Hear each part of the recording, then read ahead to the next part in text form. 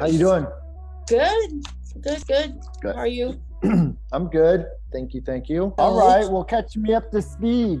Is there anything on the top of your mind that you want to knock out first? I've been time blocking. So this week is going to be my first week where I have like set schedule to do prospecting. Mm-hmm. And so I've set aside like 3 times a week, and I'm only doing like 30 calls a week. I mean, I feel like, I can't really put myself to the standards of a full-time, realtor. I've come into I've come into accepting that I am not a full-time realtor, and that I won't be, and I'm just not right now. Mm-hmm. So what is your goal to become? Do you want to do it full-time, or? I think I did look into it, but because of my salary that I have with my company right now in the medical, it's really hard to leave. I have a really good job. That's what I'm trying to figure out. Do I want to leave? But do you want to? No. Okay. Well, let me take that back. I want to leave eventually and quit and not have to work at all, but I have to get to these goals that I'm trying to do in 5 years. Do you have those written down? Yeah, that's what I was working on. So I'm almost there. Because here's the thing, as I'm listening to you, and that's what I was trying to pin you down, is do you want to though? Like if you like what you do, and I get it, if the salary is great, then it's comfortable and it's secure, and that's a good thing. Mm-hmm. If you want to venture out and you want to go and help people buy and sell or flip and fix or whatever that looks like in the real estate space for you, because that's what you feel is your calling or your passion, then my next follow-up question was going to be, if you could make that kind of money of what you're making in your W-2 job, would you do that? Then if the answer is yes, then the question really comes down to is figuring out, what do you need to do to replace the current income that you're making now? How many transactions does that translate to on an annual basis? And then we have to break that down by month. Now, the whole goal isn't necessarily, or it could be to make the same amount, but in doing so, I would assume you would continually start to tick up and make more than what you're making now. And if you're passionate and you do like it, then you're also doing what you want to do, which is a good thing, because then sky's the limit. Yeah. No, I do love real estate. That's why it's hard for me to leave it. Yeah. I mean, that's kind of my thing, where I could be creative. All these things that I'm passionate about, but then it's kind of like, how does it fit to my salary, and how long is it going to take for me to get there? And then meantime, that's my bread and butter right now. Mm-hmm. Maybe that's what we could focus on though. If that's what you want to do, then it's working it, reverse engineering your numbers to figure out what it is you need to do in order to replace your income. And once you know that, then we can figure out, we did that exercise, the 1-3-5, and figuring out how many contacts, that's just for, I think 6 transactions each, or 12. That's just to give you some sort of ballpark numbers, and that would be 1 transaction a month. And then what do we have to do to identify, which I believe, depending if you have 100 people, then 8 of your 12 transactions typically would come from your 100 sphere of influence contacts, as long as we work the plan, which was a 33 touch minimum system. So again though, but that's how you could lay it out, just so you know the answer to the question, so you won't wonder, well, what would I have to do? Yeah, and the SOIs that I know that they're my sphere, but I don't know for sure I think that's where it comes in, where I'm doubting myself. I don't know for sure they're going to be my ambassador, where they're saying, oh, use Connie. I guess never know until you try. You got to try. If you don't even try, then you're getting in your own way and you're sabotaging yourself without getting to the starting line. You know what I'm saying? Like, you know that's mindset. That's mindset. Yeah. And that's what we're working on right now, is that you got to try. I mean, do or do not. There is no try, right? So it's either I'm going to do this or I'm not. You can't go in the middle, because that the odds are against us regardless. It's all in on a part-time basis. Yeah. When you can, but you got to give it your best. Yeah, you got to give it your best. I mean, you just never look. And I'm talking to myself here, because what you're telling me is what I did when I first came into the business. And that's why I'm telling you, like, it's a limiting belief. Right. Because I did the same shit.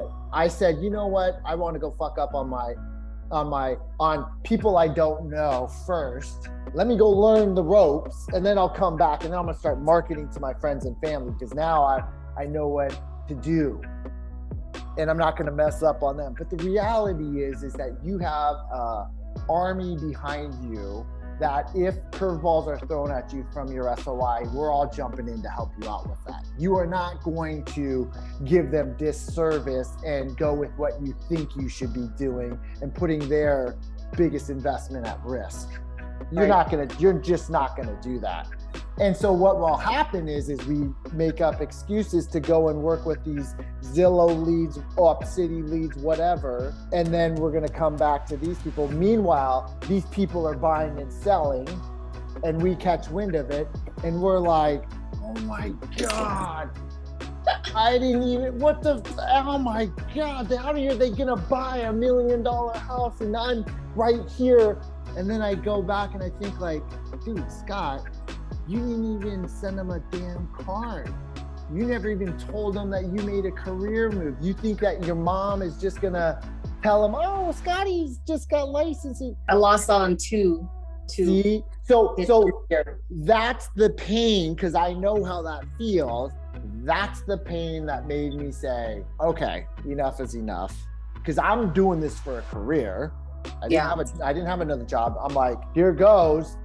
Send, which is, hey, throwing it out to the universe. I'm in real estate.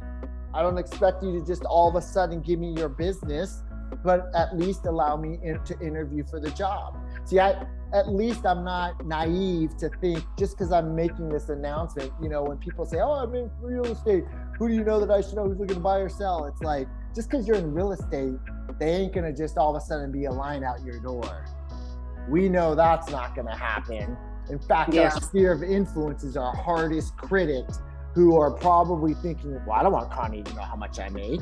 Well, what if I can't qualify? I don't want Connie to judge me that I can't qualify for more than 600,000. Oh, well, Connie's brand new into the industry. Why should I go ahead and let her sample with my $1 million? All these things are going through your head and going through their head. Some will, some won't. So what? Who cares? Who's next? You have to have the Mamba mentality of like, I am going to succeed in this. And if they're either going to support me or not, they just may not support me yet. The entrepreneurial spirit is growth minded, like you and I. We're positive people. Like we always talk about, coming from contribution. Mm-hmm. We're always talking about the glass is half full, not half empty. We always try, not always, but most times, find what the silver lining is in some adversity or something that goes wrong with us. We never take the victim mentality and say, oh, why is all this shit happening to me? We just look at it like, well, what's the lesson here? Yeah. What am I doing that I am attracting this energy, this negative energy? I gotta turn this shit around. What am I grateful for? We start writing down our list. I know you do all these things. That's why you're in real estate. That's why you're an entrepreneur. And that's why you're gonna be successful. It's just really figuring out. A big chunk of your business is right there in your SOI. It's impressive. A lot of people could never wrap their arms around that, but that's what the entrepreneur spirit looks like. Yeah, because I have here that to mail out letters, re-announcing, text, video. So that's my next thing with that. But first I need to figure out this whole numbers, breaking it down to the numbers and down to how many contacts I need to do to get to that number. And I think that's where I'm kind of confused right now, because I'm thinking, okay, 30 calls a week, but what is it really going to take me to get there? Yeah, well, look, this is why 35% of the agents are going to be gone in the next few months. Because this is not easy. Here's the difference though. I really believe the market we just came out of was harder than the market we're in now. And the reason why I say that is because the market we just got out of, it had nothing to do with our skill set, but everything to do with the unicorn who was willing to pay $100,000 more than everybody else and remove all of their contingencies. That was like winning. If you found one of those buyers, you won the lottery. That's what I'm really coining this as. Like, you won the lottery.